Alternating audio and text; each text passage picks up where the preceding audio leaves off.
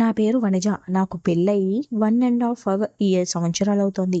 నా మొగుడు, నా మరిది ఇద్దరు అన్నదమ్ములు. పెళ్ళైనప్పటి నుంచి నన్ను పంచుకున్నారు. మొదట్లో నేను భయపడినా ఇద్దరు నన్ను బాగా చూసుకున్నారు. ఇప్పుడు నా మరిదికి పెళ్ళయింది. ఆ అమ్మాయి ఇంటికొచ్చింది. ఆ అన్నదమ్ములు వచ్చిన కొత్త కోడల్ని కూడా పంచుకుంటారు. నా మరిది చేస్తున్న అమ్మాయి పేరు వాణి. చూడడానికి సన్నగా చాలా బాగుంటుంది. నాతో ఈ ఇద్దరు అన్నదమ్ములు ఎలా ఎంజాయ్ చేశారో నా చెల్లెలు వానికి చెబుతున్నా. వాణి నన్ను అక్క అని పిలుస్తుంది. నేను చెల్లి అని పిలుస్తాను. అక్క, నువ్వు చెప్పేది నిజమా? ఇద్దరు అన్నదమ్ములు నీతో ఎంజాయ్ చేశారా? అవునే చెల్లి, చెప్తాను విను. అన్నదమ్ములు ఇద్దరు మంచి రసికులు. ఒకరికొకరు అండర్స్టాండింగ్ చాలా బాగుంటుంది.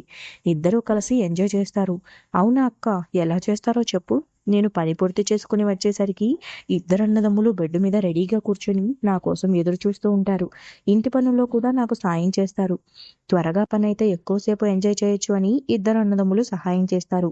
నన్ను బాగా రెడీ అయి చీర కట్టుకుని రమ్మంటారు. నిజం చెప్పాలంటే నాకు రోజు శోభనమే వీళ్ళిద్దరితో. కొంచెం కష్టమే అయినా సరే, చాలా బాగుంటుంది.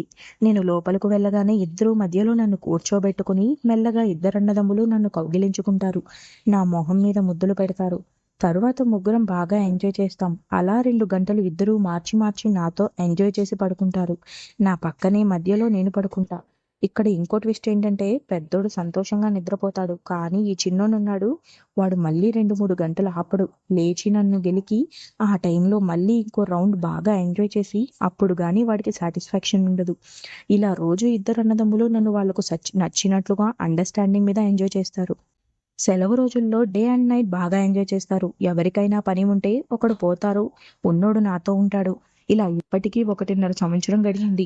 అవునా అక్క, నీకు పెళ్ళై ఎంతకాలమైంది? ఓసి నా పిచ్చి చెల్లి, ఇద్దరు అన్నదమ్ములు నాకు పెళ్ళైన మొదటి రోజు నుంచే నన్ను పంచుకుంటున్నారు. నేను పుట్టింటికి వెళ్ళినా సరే ఇద్దరూ కలిసి వచ్చేవాళ్ళు. మా ఇంట్లో కూడా బెడ్రూమ్లో ముగ్గురం కలిసే పడుకునే వాళ్ళం. బయట ఉన్నోళ్లకు లోపల ఏం జరుగుతుందో తెలియదు. మా ఇంట్లో కూడా నాతో ఇద్దరూ ఎంజాయ్ చేస్తారు. దేవుడా, ఏంటక్కా ఇలా చెప్తున్నావు అని కొత్త పెళ్లి కూతురు అడిగింది. అవునే, నీకు ఈ రోజు పెళ్ళయింది కదా, నాకు తెలుసు ఈ రోజు రాత్రికి నిన్ను ఇద్దరు అన్నదమ్ములు పంచుకోవాలని ఫిక్స్ అయ్యి ఉంటారు. నిజమా అక్క? అసలు నీవు ఎలా ఒప్పుకున్నావు? మొదటి రోజే ఇద్దరితో ఇద్దరు అన్నదమ్ములు తెలివిగా ప్లాన్ చేసుకుని నాతో ఎంజాయ్ చేశారు. మొదటి 3 రోజులు చీకట్లో నాకు కొత్త, ఒక పక్క భయం. ఎవరు ఏంటి అని అంతగా తెలిసేది కాదు. ఇద్దరు ఒకేలాగా ఉండేవారు. ఇద్దరు ఒకే పర్సనాలిటీ ఉంటారు. అదే మక్క చీకట్లో ఇద్దరు ఎలా? వాళ్ళు తెలివిగా నా మొగుడు మంచం మీద, నా మరిది మంచం కింద ఉన్నాడు. నేను లోపలకు రాగానే నన్ను హత్తుకొని నా మొగుడు మంచం మీద కూర్చోబెట్టి లైట్ ఆఫ్ చేస్తాడు. నేను ఆ మత్తులో ఉండగా కొంచెం గ్యాప్ ఇచ్చినట్లుగా నా మొగుడు మంచం కిందకు దిగి తమ్ముడిని పైకి పంపించాడు. చీకట్లో అది నేనున్న మత్తులో మొదటిసారి కాబట్టి ఎవరు ఏంటి అని గమనించలేదు. ఇక చిన్నోడు కూడా నన్ను ముద్దులతో ముంచేసేవారు. నా మొగుడు నా చెవి దగ్గరకొచ్చి, నాకొక రౌండ్ సరిపోదు, వెంటనే నాకు మళ్ళీ కావాలి, రెండోసారి కూడా వెంటనే కావాలి, కొంచెం భరించు అని నా చెవిలో చెప్పాడు. నేను ఫస్ట్ నైట్ ఆవేశం కదా, ఎందుకు తనని డిసప్పాయింట్ చేయడం అని వెంటనే ఒప్పుకున్నా. అలా పెద్దోడు కొంచెం గ్యాప్ ఇచ్చినట్లుగా పక్కకు జరిగి మెల్లగా కిందకు జారుకునేవాడు. వెంటనే చిన్నోడు పైకి లేచి నా మీదకు దూకారు. నాకు మొదట్లో అర్థం కాదు. ఇప్పుడే ఇంత ఆవేశం చూపించాడు, వెంటనే ఇంత కసిగా ఉన్నాడా నా మొగుడు మనసులో అనుకున్నా. కానీ మొదటి రాత్రి నా మొగుని బాగా సుఖపెట్టాలి అనుకుని ఉన్నాను. అలా 3 రోజులు నాకు తెలియకుండానే అన్నదమ్ములు మార్చుకొని నాతో ఉన్నారు. మరి నీకెప్పుడు తెలిసిందక్కా అని అడిగింది చెల్లి. ఇలా చీకట్లో బాగా లేదని ఇద్దరు అన్నదమ్ములు మళ్ళీ ఇంకో ప్లాన్ వేసుకుని 4వ రోజు వచ్చారు. ఏం ప్లాన్ వేసుకొని వచ్చారక్కా అని అడిగింది నా చెల్లి. ఈ రోజు నా మొగుడు నా కళ్ళకు గంతులు కడతా అని చెప్పి నా కళ్ళకు గంతలు కట్టారు. సరే, ఇది ఒక ఫ్యాంటసీ ఏమో అనుకుని కట్టించుకున్నా. నా మొగుడు వెంటనే పక్క నుంచి తమ్ముడొచ్చి నిలుచుండగా అన్న పక్కకు జరిగింది. ఇప్పుడు తమ్ముడు నన్ను పట్టుకుని గట్టిగా కౌగిలించుకున్నాడు. కాసేపటికి చిన్నోడు వెనక్కు జరిగి పెద్దోడొచ్చాడు. నాకేదో తేడా అనిపించింది. ఒక్కసారిగా నా కళ్ళగంతలు తీసా. నా కళ్ళ ముందర నా మొగుడు పక్కనే నా మరిది రెడీగా ఉన్నాడు. నాకు చాలా కోపం వచ్చి గట్టిగా అడిగా. అప్పుడు నా మొగుడు నా దగ్గర కూర్చుని నన్ను హత్తుకుని చిన్నగా ఓదారుస్తూ, బంగారం, నాకు చిన్నప్పటి నుంచి అన్ని పంచుకునే అలవాటు. ఇప్పుడు పెళ్ళయింది కూడా మేము అలాగే పంచుకున్నాం. మనకు జరిగిన ఫస్ట్ టైం రోజు నుంచి కూడా నా తమ్ముడు కూడా నీతో ఉన్నాడు. ఈ రోజుకైనా ఈ నిజం బయటపడాల్సిందే. అందుకే నీకు చెబుతున్నాను.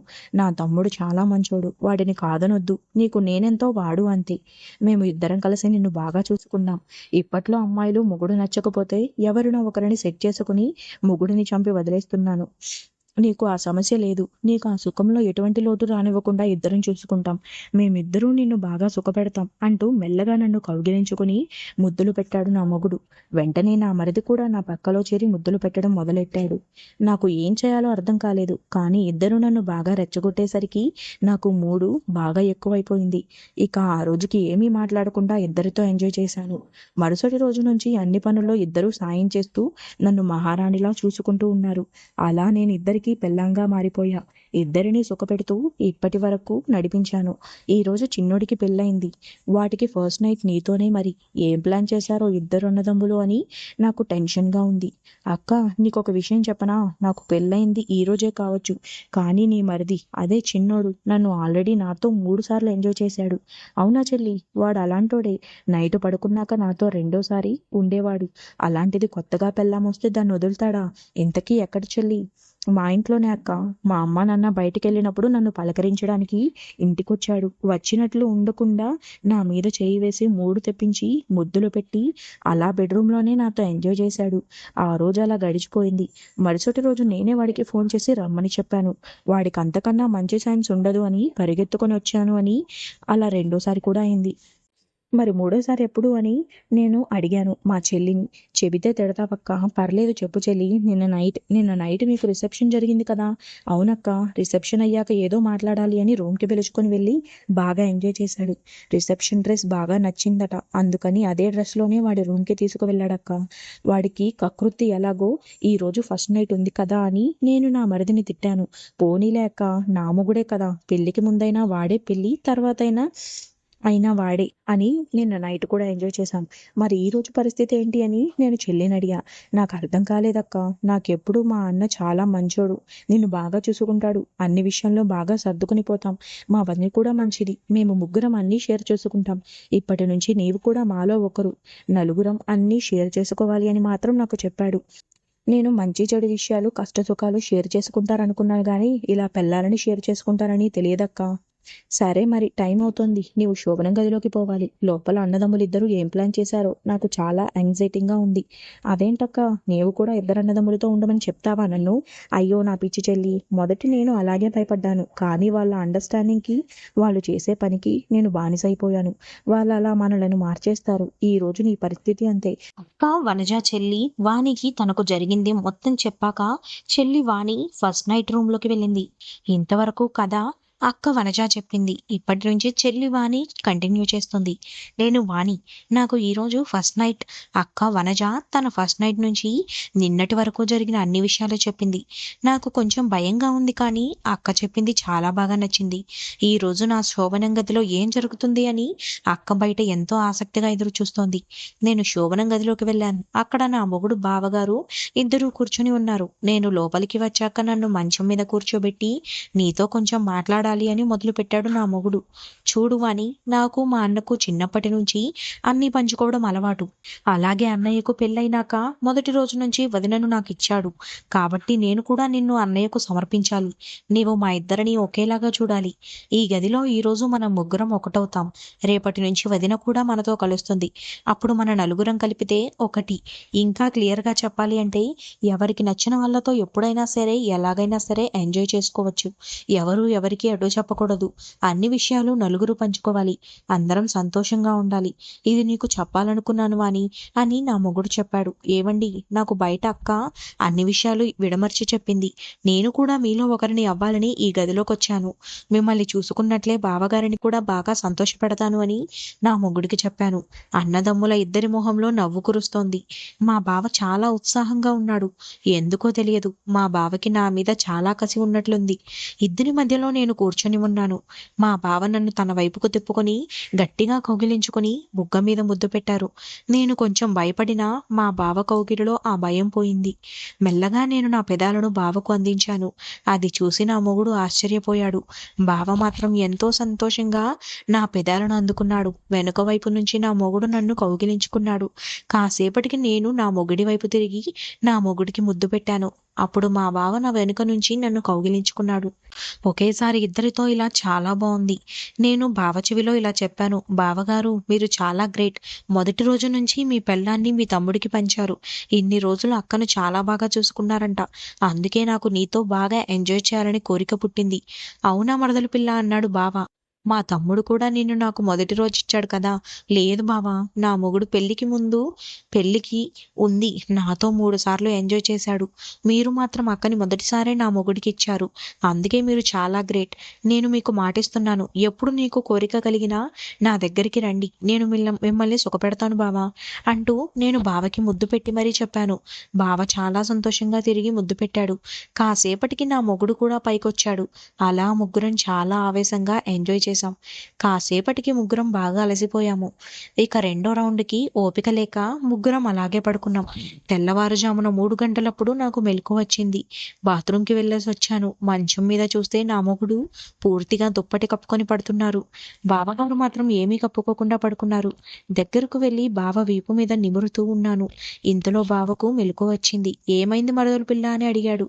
ఏమీ లేదు బావా, నిన్న అలా చూసేసరికి కాసేపు ఆడుకోవాలనిపించింది, అందుకే ఆడుకుంటున్నా అని చెప్పాను.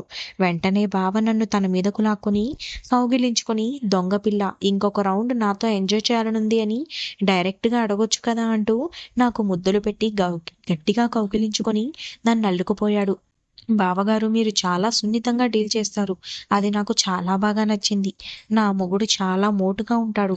అవునా మరదలు పిల్ల, మీ అక్కకు మోటుగా అంటేనే చాలా ఇష్టం.